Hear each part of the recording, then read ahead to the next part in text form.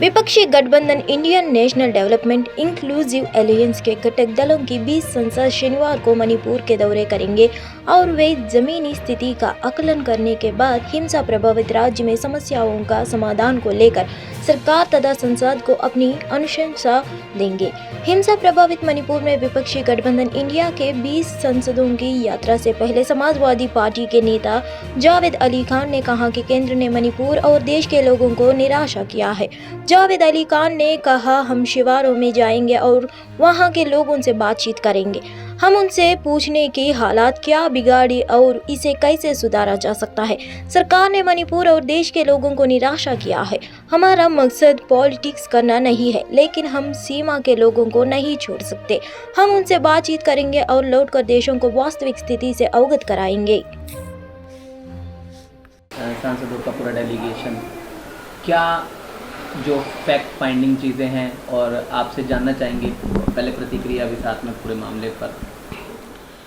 देखिए, जो खबरें आई हैं मणिपुर से, उससे ये स्पष्ट है कि मणिपुर की स्थिति अत्यंत ही चिंताजनक है, बहावा है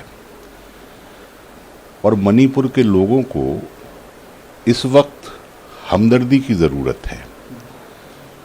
उनकी बात को समझने के लिए सरकार तैयार नहीं है।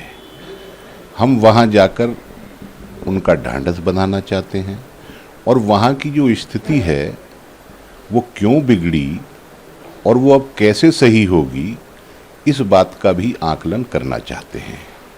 सरकार ने मणिपुर के संबंध में बहुत ज़्यादा निराश किया है, मणिपुर के लोगों को भी और पूरे देश के लोग। भाजपा के प्रदेश अध्यक्ष सम्राट चौधरी ने एक बार फिर से सीएम नीतीश कुमार पर निशाना साधा। सम्राट चौधरी ने तंज कसते हुए कहा कि नीतीश बाबू के राज में बिहार बंगली की राह चल पड़ा है। कटिहार गोलीकांड मामले पर सम्राट चौधरी ने कहा कि कटिहार फायरिंग में मृतक सोनू के परिवार की ओर से कटिहार के बरसोई थाने में शिकायत दर्ज कराई गई है। एएनआई से बात करते हुए बिहार बीजेपी अध्यक्ष सम्राट चौधरी ने कहा कि नीतीश कुमार के शासन में लोग गोलाबारी देख रहे हैं। एक आदमी आकर के अरे नीतीश कुमार जी के राज में बिजली मांगने से गोली मिल रहा है। अपराधी गोली मारे, पुलिस गोली मारे, नीतीश का राज है। यहाँ अपराधी के तरह पुलिसिया डंडा चल रहा है, तो लाठी और गोली की सरकार नीतीश कुमार की हो गई। विपक्ष की बैठक मुंबई में 26-27 को होने जा रही है, अगस्त को फिर से। उससे क्या फर्क पड़ना है? नीतीश कुमार जी जो सपना देख रहे हैं, वो सपना कहीं पूरा हुआ क्या? एनडीए छोड़ के गए थे, एनडीए छोड़ के गए थे कि प्रधानमंत्री के उम्मीदवार हो, बनाया ही नहीं। केंद्रीय नागरिक उड्डयन मंत्री ज्योतिरादित्य एम सिंधिया ने मुहर्रम जुलूस के पहले शुक्रवार देर रात ग्वालियर में महाराज बड़ा इमाम बड़ा पहुंचे। यहां पहुंचकर उन्होंने लोगों को पैगाम दिया। उन्होंने कहा कि हमारी यही कामना है कि हमारा प्रदेश आगे बढ़े और विकास एवं प्रगति के रास्ते पर चले। मुहर्रम का महीना इस्लामिक कैलेंडर का पहला महीना होता है। यह महीना शिया और सुन्नी मुस्लिम दोनों समुदाय के लोगों के लिए बहुत जरूरी होता है। इस महीने की 10 तारीखों को यौम अशूरा कहा जाता है। आज जो गोरखी की पुरानी परंपरा है, ग्वालियर में जो पहला ताजिया लगता है हमारे प्रांगण में ही लगता है, उसी परंपरा का निर्वाह आज हमने किया है और हमारी यही कामना है कि हमारा प्रदेश आगे बढ़े, विकास और प्रगति के रास्ते पे चले। भगवान का आशीर्वाद हो। पिछले 8-10 दिनों से वर्षा पूर्ण रूप से गायब हो गई थी। आज थोड़ी वर्षा आई है, लेकिन फिर भी अभी और इंतजार है हमें। पूर्ण वर्षा ऋतु अच्छी तरह से हो, हमारे किसानों की प्रगति हो। दिल्ली के मायापुरी में स्थित एक फैक्ट्री के गोडाउन में भीषण आग लग गई। आग लगने के बाद इलाके में अफरा-तफरी मच गई। आग लगने के बाद फायर ब्रिगेड को सूचित किया गया, जिसके बाद 16 गाड़ियां मौके पर पहुंची है। इस आग की ऊंची लपेट देख इलाके में लोगों में डर का माहौल स्थापित हो गया है। फायर ब्रिगेड के अधिकारी आग बुझाने की कोशिश कर रहे हैं।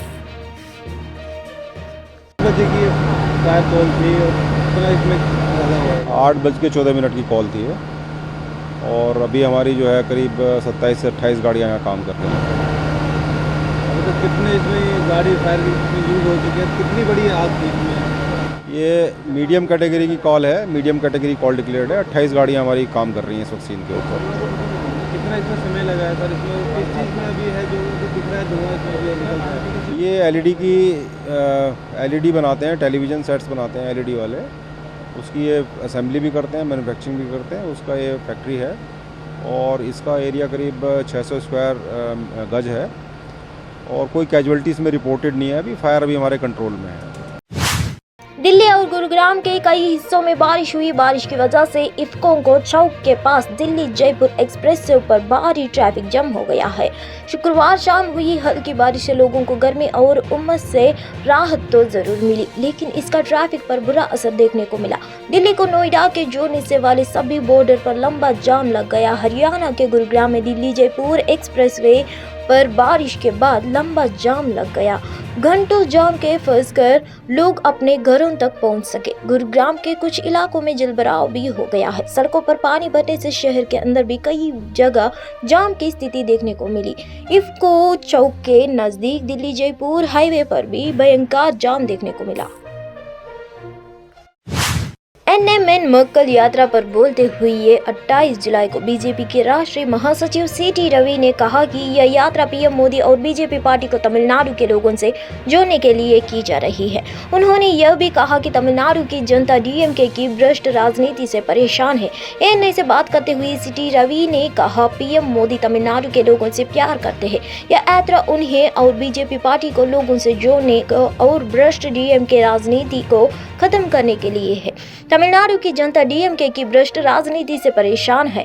डीएमके वशवाद की राजनीति का हिस्सा है। इससे पहले 28 जुलाई को गृह मंत्री अमित शाह ने प्रदेश बीजेपी अध्यक्ष के अन्नामलाई के साथ एएमएन मक्कल यात्रा को रामेश्वरम से हरी झंडी दिखाई दी।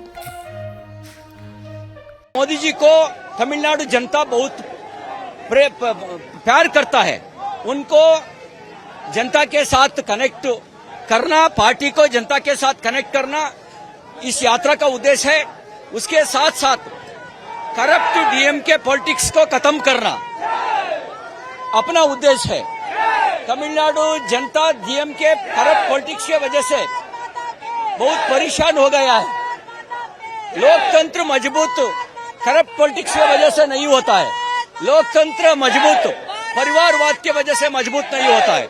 कब जनता के बीच में नेता पैदा होता है, उसके वजह से लोकतंत्र मजबूत होता है। डीएमके परिवारवाद का एक हिस्सा है। परिवारवाद मतलब क्या है?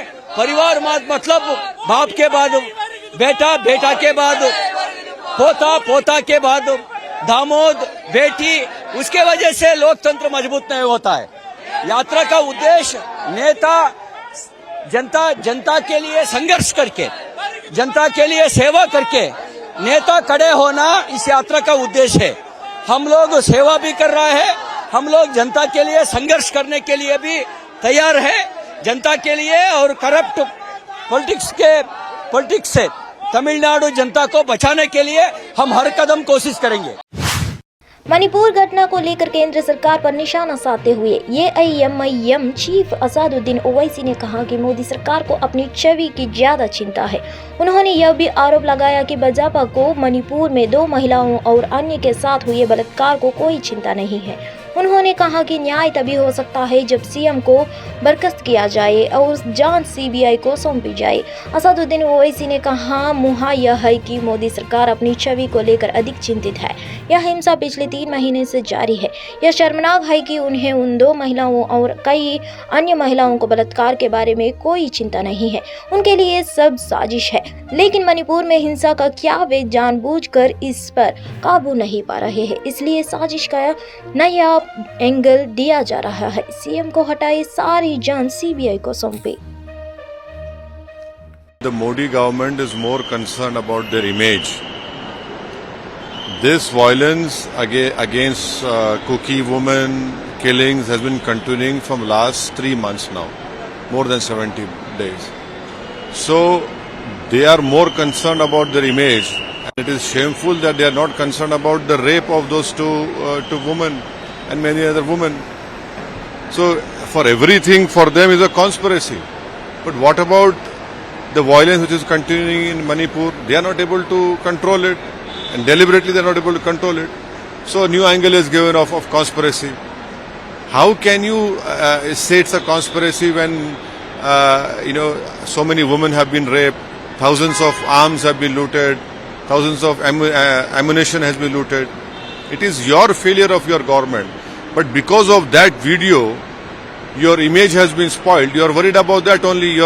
And you're not showing that kind of anger towards what is happening in Manipur right now. Chief Minister, hand over all investigations to CBI. The looting of arms should be given to NIA. Then only justice can be done. You are only giving one case of those two women who were unfortunately paraded naked and raped to CBI. If all the offences should be given to CBI, the Chief Minister should be removed, and the looting of arms, 6,000 arms have been looted, more than 60,000 rounds have been looted, that should be given to NIA. Then only some justice can be done and normalcy can be restored in Manipur. विपक्षी एकता के नए गठबंधन के नाम पर सियासत तेज हो गई है। प्रधानमंत्री नरेंद्र मोदी की टिप्पणी के बाद विपक्ष हमलावर हो गया है। छत्तीसगढ़ के डिप्टी सीएम टीएस सिंहदेव ने पीएम मोदी के बयान पर पलटवार किया है। टीएस सिंहदेव ने कहा कि संविधान में लिखा है कि भारत दैट इज इंडिया, ऐसे में पीएम का बयान देशद्रोह का बनता है कि नहीं। उप मुख्यमंत्री ने कहा कि पीएम मोदी के बयान पर सुप्रीम कोर्ट को संज्ञान लेना चाहिए। इंडिया गठबंधन पर पीएम मोदी के बयान पर बोलते हुए 28 जुलाई को छत्तीसगढ़ में डिप्टी सीएम टीएस सिंहदेव ने उन पर सवाल उठाए और कहा कि पीएम मोदी इंडिया गठबंधन से डरे हुए हैं। फॉर्मेशन के बाद बीजेपी के बार-बार कमेंट आते हैं, जो फ्रेश कमेंट मोदी जी का है, they have same face same habit but group change हो गया। एनडीए में क्यों है मोदी जी? एनडीए छोड़ देना, भाजपा अलग लड़े, उनका अस्तित्व क्या रह गया? एनडीए है कि बीजेपी है? जिस दिन बीजेपी एनडीए को छोड़ देगी उस दिन हम लोग भी विचार करेंगे कि प्रधानमंत्री ने जो रास्ता दिखाया उसमें भी हम विचार करें, चलना चाहेंगे कि नहीं चलना चाहेंगे। खुद जब वो एनडीए में है तो इंडिया से क्यों घबरा रहे हैं? वैसे घबराना चाहिए इंडिया से। India that is Bharat, Bharat that is India से घबराना चाहिए। इंसिडेंट में सीबीआई को मामला दिया जाएगा करके सुप्रीम कोर्ट में एफिडेविट दिया गया। ये बहुत देर से कार्रवाई हो रही है। आज ये बात क्यों हो रही है?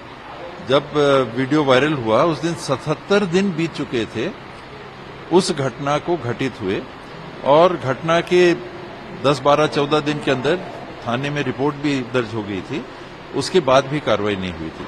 स्वयं संज्ञान लेके अगर सुप्रीम कोर्ट कार्रवाई कर रही है तो क्या हम ये माने कि गवर्नर साहब की रिपोर्ट राष्ट्रपति को और राष्ट्रपति जी के माध्यम से कैबिनेट को अर्थात गृह मंत्री जी को, प्रधानमंत्री जी को नहीं थी? मुख्यमंत्री जी को जानकारी नहीं थी? ऐसे मुख्यमंत्री को बने रहना चाहिए क्या जिनको उसकी कोई जानकारी ना हो?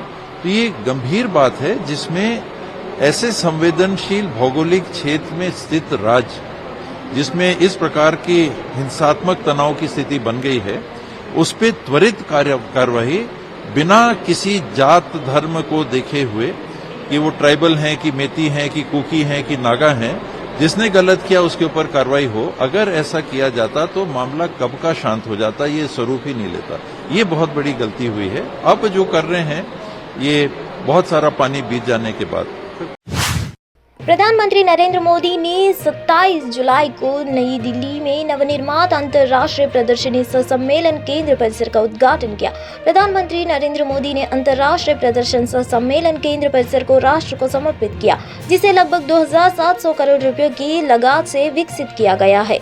देश की बैठकों, सम्मेलनों और प्रदर्शनियों की मेजबानी के लिए विश्व स्तरीय बुनियादी ढांचे के प्रधानमंत्री के दृष्टिकोण ने प्रगति मैदान में अंतर्राष्ट्रीय प्रदर्शनी सह सम्मेलन केंद्र की संकल्पना को जन्म दिया।